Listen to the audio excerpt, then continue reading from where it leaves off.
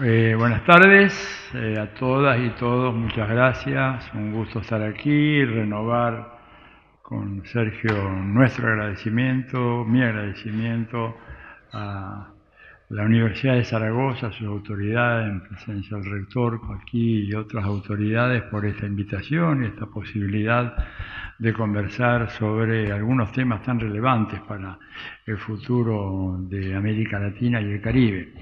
Yo voy a producir una intervención en torno a, bueno, esta América Latina en lo que se ha dado a llamar en la era Trump, habiendo que, en primer lugar, teniendo que plantearnos primero que nada una pregunta si es que no es prematuro hablar de una era Trump, ¿verdad? Una cosa es que haya comenzado un periodo en la gestión de gobierno del presidente Trump, otra muy diferente, pensar que se abre un nuevo periodo, ¿verdad? Creo que en ese sentido los occidentales tenemos un vicio de pensar en el muy corto plazo y enseguida asignarle a todo eso categorías de etapas históricas hueras. Me acuerdo, como siempre, una reunión que hubo hace muchos años, en 1989 en París, en donde se hizo una celebración, ¿verdad?, de los 200 años de la Revolución Francesa. Y entonces ahí habíamos muchos de América Latina, de Europa, por supuesto, de Estados Unidos, y había también algunos de otras partes del mundo.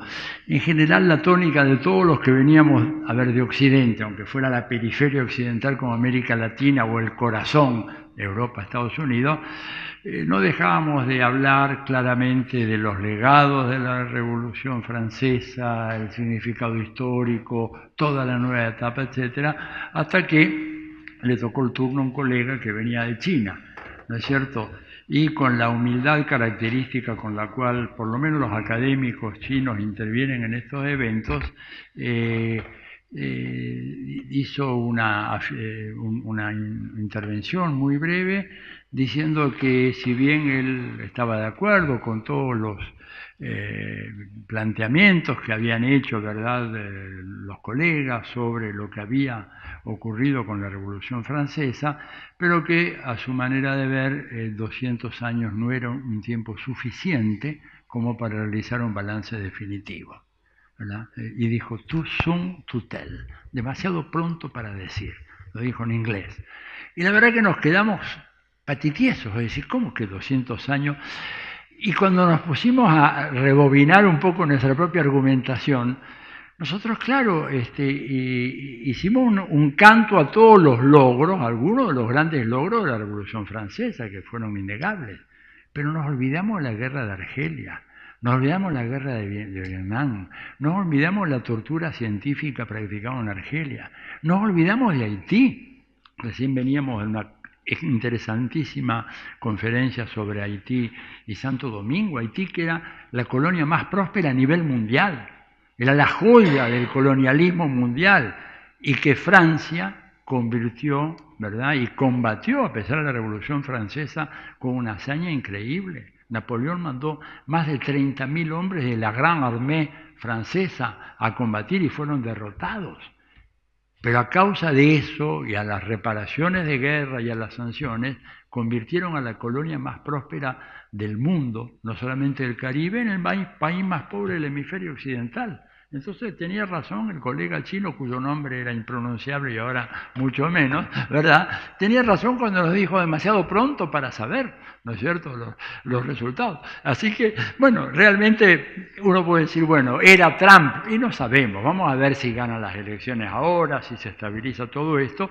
Lo que sí podemos decir de que América Latina evidentemente es un continente que por razones históricas y por razones geográficas, y ambas son inamovibles, está condenado a padecer muy de cerca, ¿no es cierto?, y de manera muy intensa los avatares que ocurran en la vida norteamericana. ¿verdad? Y yo empezaría recordando una carta de John Adams, que luego habría de ser presidente de los Estados Unidos, en 1783 lo manda a Washington, Washington presidente, ¿no es cierto?, a Londres para ver un poco de qué manera las nuevas colonias podían restablecer un vínculo comercial con la metrópoli inglesa, ¿verdad? Y John Adams desde allá manda una carta muy interesante, en donde hace toda una serie de recomendaciones a Washington y, entre otras cosas, le urge a que cuanto antes, ¿no es cierto?, se resuelva el tema de la incorporación de la isla de Cuba a la jurisdicción de las 13 repúblicas norteamericanas, de las 13 colonias. 1783. Yo, por pura curiosidad, sabiendo que Fidel era un hombre casi eterno, pero no había nacido en aquella época, me puse a buscar, 1783, ¿quién había? Bueno, todavía no había nacido el tatarabuelo de Fidel Castro, que nace en 1793, cuando ya Estados Unidos se había propuesto como política, ¿verdad?, incorporar Cuba a su jurisdicción. Entonces, todos estos temas, ¿verdad?, que a veces dicen, hoy no, es que Obama, es que Reagan, vienen de muy lejos. Vienen de muy lejos. ¿Y por qué? Porque Estados Unidos sabe muy bien que su seguridad nacional, ¿verdad?, depende, ¿verdad?, de cómo funcione eso que los analistas del Pentágono llaman la gran isla americana.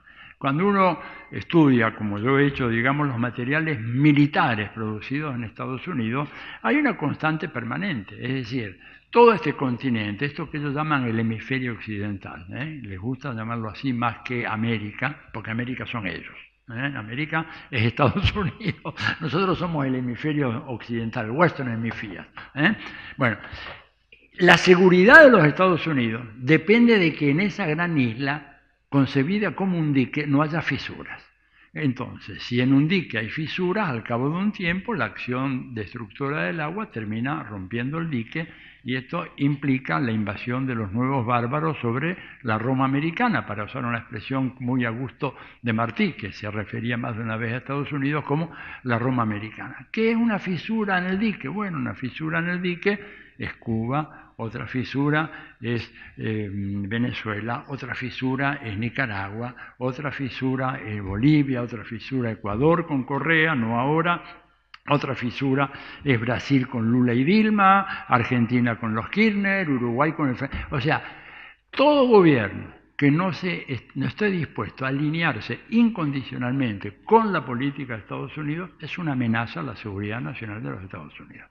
Y ellos tienen un proyecto, ¿no es cierto?, muy claro de control definitivo de esta región. E inclusive hay algunos mapas que yo he visto que después dicen no son oficiales, pero mapas militares en donde toda la gran Amazonía aparece, digamos, en blanco, al igual que la Antártida. Incluso hubo un ministro de Brasil, tal vez me acuerdo, Beto, que hizo un reclamo ministro de Educación de Lula, que hizo un reclamo muy fuerte en los Estados Unidos acerca de eso. ¿Quién? Celso Amorín. Exacto, es un reclamo, dice, pero ¿cómo están? No, pero es que los mapas no son oficiales, pero ahí están los mapas, no es casual, el mapa está, después si es oficial o no, bueno, no se sabe. Entonces, Estados Unidos a partir de ahí, ¿verdad?, encuentra ya desde los inicios de su historia una directriz para aplicar en sus relaciones con América Latina. Por algo elaboran la primera doctrina de política exterior dedicada a América Latina y el Caribe, que es la doctrina Monroe, ¿verdad? Si América Latina fuera tan irrelevante como a veces dicen muchas gentes de derechas hoy en América Latina, que nos dicen, bueno, hombre, ya basta de pelear con Estados Unidos, hay que admitir la realidad, si ellos dicen esto, tenemos que hacer esto, etcétera, a partir de una autodevaluación de nuestra cultura, de nuestra realidad, de nuestra economía, si ellos dicen eso, tenemos que hacerlo porque en realidad ellos son la superpotencia que va a estar permanentemente con nosotros. Y nosotros lo que tenemos que hacer, en un rapto de realismo que ojalá se haga estable, es acomodarnos a esa realidad norteamericana. Y la doctrina Monroe, ¿verdad?, de 1823, justamente expresa eso de una manera muy clara. América para los americanos. Y cuando ellos dicen los americanos, sabemos que ellos están hablando de los estadounidenses, ¿verdad?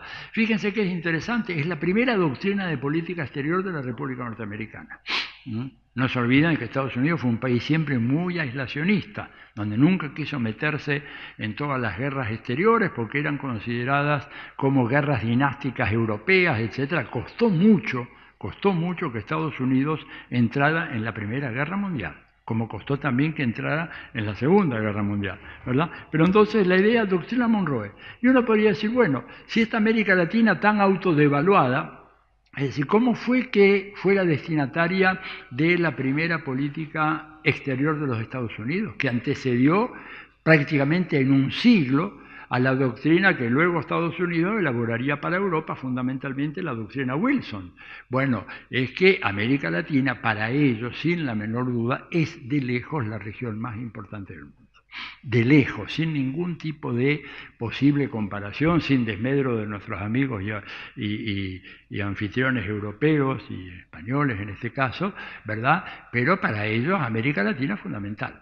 Y ahí yo puedo echar este análisis, ¿verdad?, de esta primera constante de la política exterior americana, que es la doctrina Monroe, luego voy a la segunda, cuando en un seminario, hace ya muchos años, yo estaba en Harvard haciendo mi doctorado, surge una discusión, ¿verdad?, cuando ya se veía venir el derrumbe de Estados Unidos en Vietnam, la derrota de Vietnam, acerca de, bueno, cuáles eran los peligros que enfrentaba Estados Unidos. El seminario lo dirigía nada menos que Samuel Huntington, el autor de la famosa teoría del choque de las civilizaciones, etc.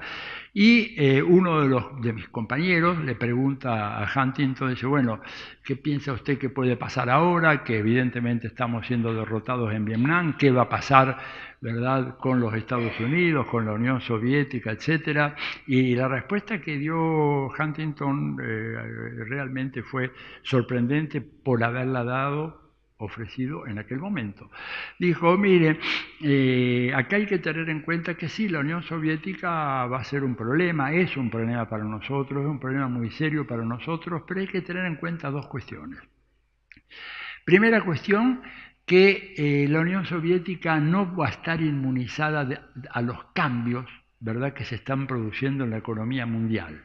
Ya él, junto con Brzezinski y algunos otros, habían hablado de la era tecnotrónica, anticipaban un poco este fenómeno que luego llamaríamos la globalización financiera, la internacionalización y la articulación de los procesos de producción, de mercancías, ¿verdad? Y dice, y eso de alguna manera va a hacer que el régimen soviético disminuya la belicosidad que va a tener en relación a los Estados Unidos en un futuro previsible. Y en segundo lugar, no debemos olvidar que la Unión Soviética está muy lejos. Es un enemigo peligroso, pero remoto, y un enemigo que puede cambiar. El problema para nosotros, que es el problema permanente, se llama México. Se llama México. Porque México va a estar siempre ahí, ¿verdad? Con México tenemos una frontera de 3.200 kilómetros y México es la salida de todo este continente tumultuoso, ¿verdad?, que hace mucho tiempo queremos llegar a establecer relaciones maduras. Decía Huntington, para Huntington relaciones maduras eran relaciones de subordinación, ¿verdad? Y México va a estar siempre ahí. Y los problemas que tenemos con México hoy van a seguir siendo porque además esa población de México, como la de otros países de América Latina, son poblaciones inasimilables con los Estados Unidos, por los Estados Unidos. Y él nos decía, acá han llegado polacos, al cabo de un tiempo, una generación son Polish Americans, llegaron italianos, al cabo de una generación Italian Americans, llegaron irlandeses, Irish Americans, no hay Mexico Americans. No hay Chile Americans, no hay Argentino Americans, son poblaciones que son recalcitrantemente inasimilables a nuestro modo de vida, a nuestra cultura, a nuestros valores, y por lo tanto el peligro, además cuando tenemos una frontera de 3.200 kilómetros, el peligro está ahí. La Unión Soviética está lejos y además creemos que va a cambiar, pero estos no van a cambiar y van a estar siempre en ese lugar. Y por eso que Estados Unidos está tan nervioso ahora, la administración, los grupos dominantes, ¿verdad? Y ahí voy a la segunda constante, ¿verdad? La primera, la doctrina Monroe. La segunda, el ataque sistemático a cualquier tentativa de que haya procesos de unificación, de coordinación, de unión en los países al sur del río Bravo. Eso es algo absolutamente inadmisible, ¿verdad? Ya el boicot que le hizo el gobierno de los Estados Unidos al Congreso Anfictiónico de 1826, estamos hablando, la época en que Bolívar hace la convocatoria, es un ejemplo muy claro, ya no querían que vinieran. Cuando se hace la convocatoria, Estados Unidos manda misiones a todos los países que fueron invitados, a recomendarles que no fueran a Panamá, ya desde aquella época. Vean ustedes la constancia de esa política exterior, ¿verdad? Y bueno, a pesar de eso, muchos países fueron, algunos no fueron, obedeciendo a los Estados Unidos o mandaron tarde a sus delegaciones, etcétera. Pero bueno, lo cierto es que ¿por qué esta preocupación, verdad, de mantener a América desunida? Bueno, porque eso les garantiza la capacidad de negociar uno a uno, ¿verdad? E imponer sus intereses. Fíjense que esto llegó tan lejos que cuando en 1948 en la Asamblea de las Naciones Unidas, Asamblea General, se crea la Comisión Económica para América Latina, la CEPAL, Estados Unidos se opuso a la creación de la CEPAL. No quería la creación de la CEPAL, porque aún una inocente reunión de economistas de América Latina implicaba para ellos el riesgo de una coordinación que era inaceptable, ¿verdad? Bueno, pero fueron derrotados, no fue un tema de Consejo de Seguridad, por lo tanto se creó la CEPAL, pero contra la oposición de Estados Unidos, que sistemáticamente la boicoteó. Hoy en día Estados Unidos está en una situación delicadísima. Y lo que voy a decir yo no es así un exabrupto de un izquierdista trasnochado latinoamericano, sino simplemente el reconocimiento que hay hoy en los sectores más sofisticados de los Estados Unidos, de que Estados Unidos ha perdido capacidad hegemónica, ha perdido la capacidad hegemónica que tenía en el pasado, que ha iniciado una declinación imperial muy significativa. El título de uno de los últimos artículos que publicó Brzezinski, que a mi manera de ver Zbigniew Brzezinski ha sido junto con Kissinger los dos grandes pensadores del imperio en la segunda mitad del siglo XX, Brzezinski publica el penúltimo artículo que hace en vida, él murió hace poco más de un año, se llama Gigante pero no más hegemón. Ya lo dice. Y es que esta competitividad de la economía china no se basa ya más como hace 30 años en los bajos salarios de China, porque hay alguna gente que ha estado estudiando el tema con cierto detalle y demuestra que, por ejemplo, en algunas de las ramas industriales más evolucionadas en China, el salario medio del trabajador chino equivale aproximadamente al del trabajador industrial en Portugal, que es el más bajo de Europa, pero no es que esté pagándose como algunos dicen, es que compiten porque les dan un salario de hambre. No, les dan un salario que evidentemente no es el salario de Alemania, no es el salario de Suecia, ¿verdad? Probablemente tampoco sea el salario de aquí, pero sí se lo dan, más o menos, dice el rector. Bueno, compiten, ¿saben por qué? Porque desde el año 2014, fíjese el rector, la importancia de la universidad y la ciencia y la tecnología, desde el 2014 China duplica en el número de patentes de alta tecnología registradas a nivel mundial. Duplica lo que hace Estados Unidos. Estados Unidos, que durante todo el siglo XX, hasta el 2013, estaba a la cabeza en el número de patentes high-tech, ¿no es cierto?, a nivel mundial. A partir del 2014 China lo pasa así como un tren bala, ¿no es cierto?, y pasa a tener casi 1 millón de patentes al año contra 500.000, números redondos, 500.000 aproximadamente en Estados Unidos. Y eso se ha mantenido, ¿verdad?, con un esfuerzo tecnológico fenomenal. O sea que China ahora compite no solo por abundancia de mano de obra, no solo por baratura relativa de la mano de obra, sino también porque tiene una ventaja tecnológica fenomenal. Y les pongo un ejemplo de los tantos más. Estados Unidos tiene 0 kilómetros de vía férrea de alta velocidad. España tiene no sé cuántos, mucho más. Allá no hay ni uno, no hay 1 kilómetro de alta velocidad en Estados Unidos. ¿Esto qué significa? Un retraso, un déficit muy serio en la competitividad de la producción norteamericana. Por eso no pueden competir en muchos rubros. Transportan sus productos en camiones. Es decir, no solamente contaminan, sino que es caro, es ineficiente, es lento, ¿verdad? Y los chinos han construido ya, se inauguró con título experimental, un tren de alta velocidad de carga que va a llegar hasta Lisboa. Ya la prueba se hizo, llegó hasta Madrid. Llegó ya hasta Madrid. Y eso puesto en marcha a full, como lo van a hacer ya en el curso del próximo año, significa prácticamente que las economías europeas van a pasar a girar cada vez más en torno a este gigante asiático. Y eso porque ¿cómo va a competir Estados Unidos contra eso, del otro lado del Atlántico? Entonces, ante esa realidad, ¿verdad?, Estados Unidos se vuelca sobre América Latina, quiere asegurar el control de América Latina. Como me lo dijo un colega en una reunión de este tipo, pero ya no en la parte oficial, sino en la parte posterior, tomando unos traguitos, etcétera, y yo le dije, bueno, ¿por qué tan importante para ustedes? A ver, ¿qué tan importantes son? ¿Por qué nos niegan? Dice, no, bueno, esto es parte de la argucia de la diplomática. Dice, no hay que hacerle caso a lo que dice el Departamento de Estado cuando minimiza el papel de los países de América Latina, eso no es cierto. Y me llegó a decir lo siguiente, si por una catástrofe geológica mundial desaparecieran de un toque Eurasia, ¿verdad?, África, todo Medio Oriente, el extremo sudeste asiático, Oceanía, etcétera, con lo que ustedes tienen nos arreglamos. Con lo que tiene América Latina, el Caribe, mantenemos el American Way of Life, porque ustedes tienen todo. Por empezar, tienen agua. Más del 42% de las reservas mundiales del agua y ustedes tienen apenas el 7% de la población mundial. O sea, tenemos agua en abundancia. Tienen petróleo.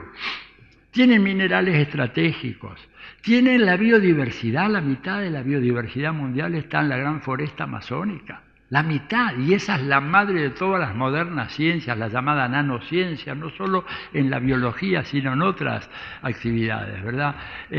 Tienen capacidad para alimentar por lo menos a 1.000 millones de personas por encima de la población propia, y tienen el pulmón del planeta. Y tienen todo. Entonces nosotros con América Latina nos arreglamos. Y por eso se han lanzado ellos a la contraofensiva, en un momento en donde se les vino encima un mundo multipolar que lo habían negado.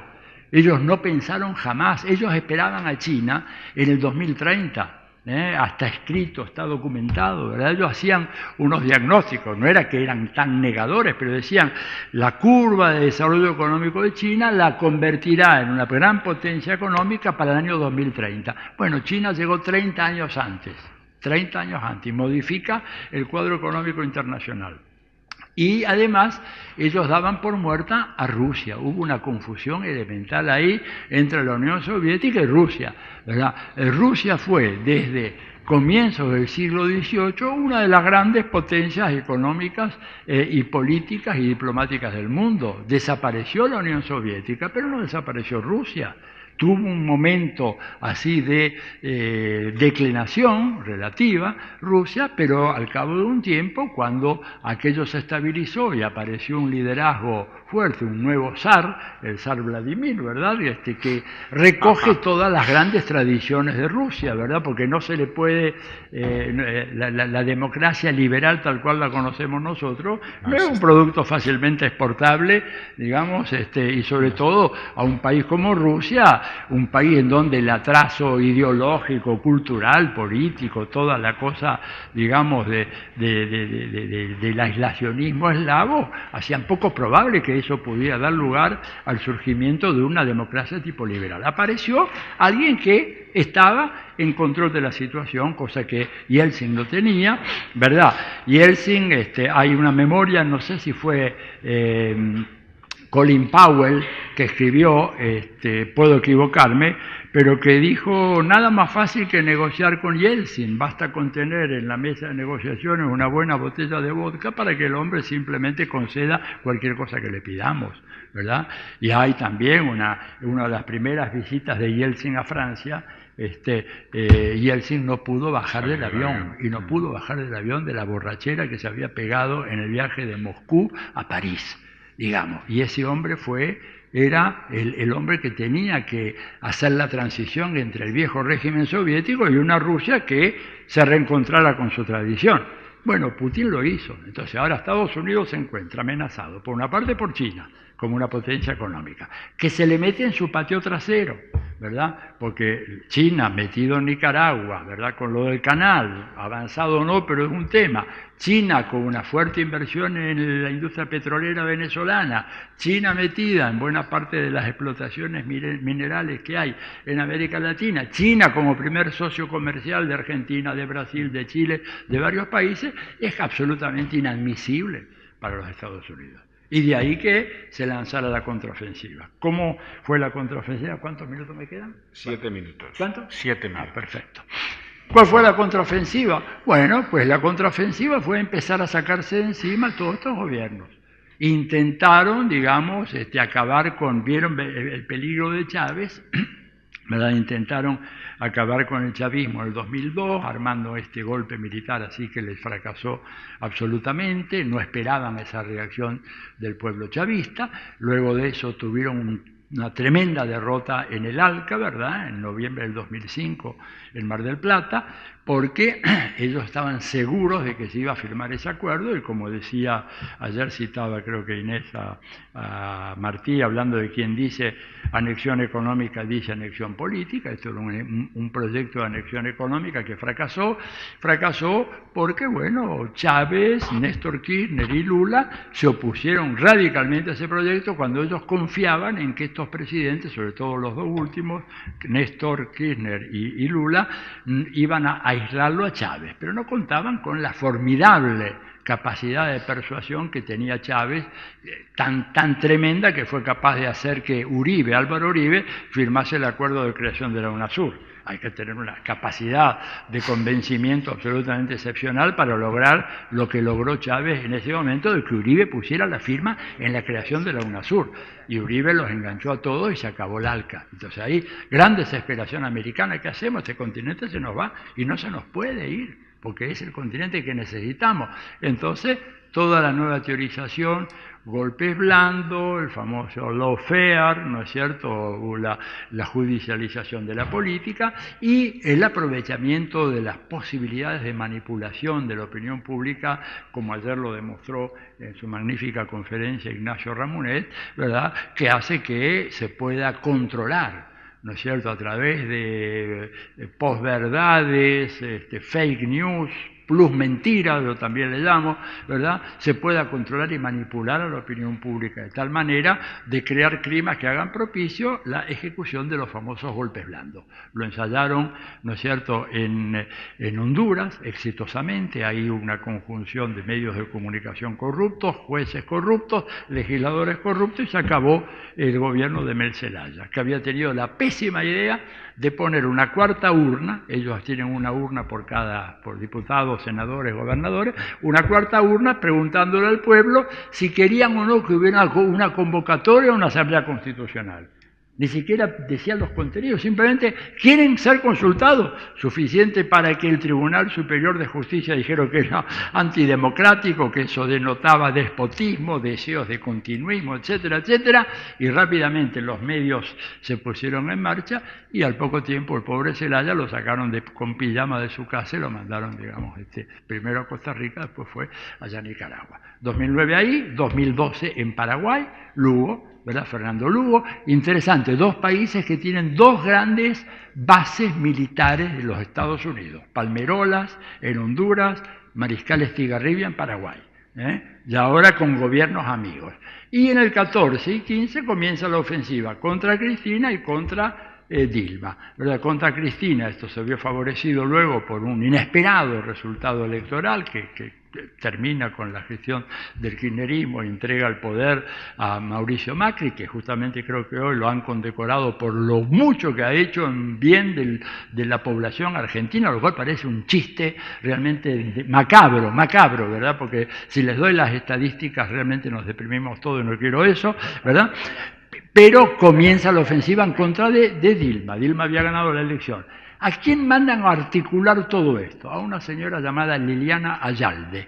Muy poca gente la conoce. Liliana Ayalde es una norteamericana de origen colombiano, ¿no es cierto?, que cuando hubo que armar el golpe en contra de Lugo la mandan de embajadora a Paraguay.